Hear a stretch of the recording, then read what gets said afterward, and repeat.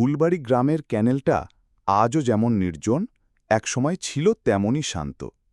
কিন্তু গ্রামের বয়স্করা আজও সন্ধে নামলেই ছেলেমেয়েদের সাবধান করে দেন, ওই ক্যানেলের ধার ঘেঁষিস না, সন্ধ্যের পরে গেলে ফেরত আসবি না। গল্পটা শুরু হয় বর্ষার ঠিক পরপর, আশ্বিন মাসে। কদিন আগেই ক্যানেলের জল বেড়েছিল, কিন্তু এখন জল নামছে। চারপাশে শালগাছ ঘেরা। ক্যানেলের ধারে খেলতে গিয়েছিল চার বন্ধু, রাহুল, মিহির, পলাশ আর ছোট্ট পিন্টু। রাহুল ছিল দলনেতা টাইপের। সেই বলেছিল, চল দোস্তরা, ক্যানেলের ওই দিকটায় যাই, যেখানে কেউ যায় না। শুনেছি পুরনো ব্রিজটার নিচে সোনার মুদ্রা পাওয়া যায়।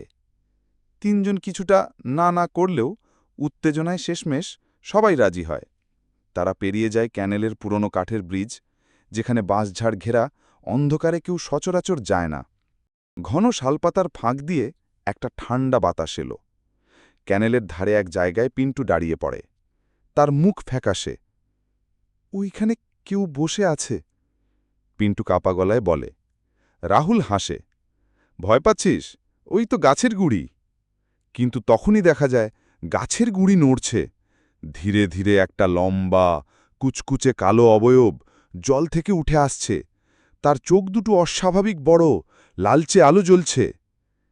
চারজন দৌড়ে পালাতে থাকে, কিন্তু পিন্টু পিছিয়ে পড়ে। সে কাঁদতে কাঁদতে ডাকে, ভাইরা দাঁড়াও, আমায় ফেলে যেও না।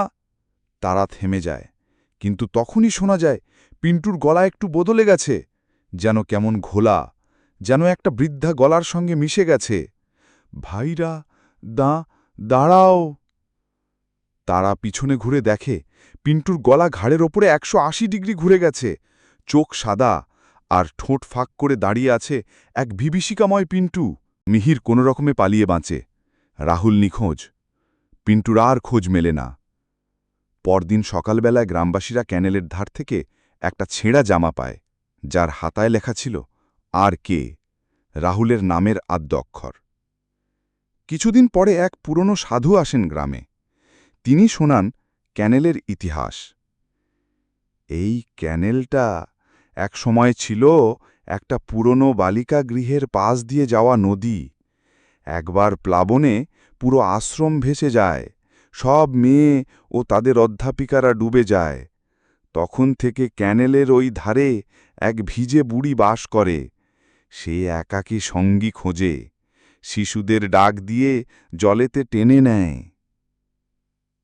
আজও সন্ধে হলেই ফুলবাড়ি ক্যানেলের ধার থেকে ভেসে আসে হালকা, কাঁপা কাঁপা শিশুকণ্ঠ, ভাইরা দাঁড়াও। যদি কেউ ভুল করে ফিরে চায়, তখন আর সে মানুষ থাকে না।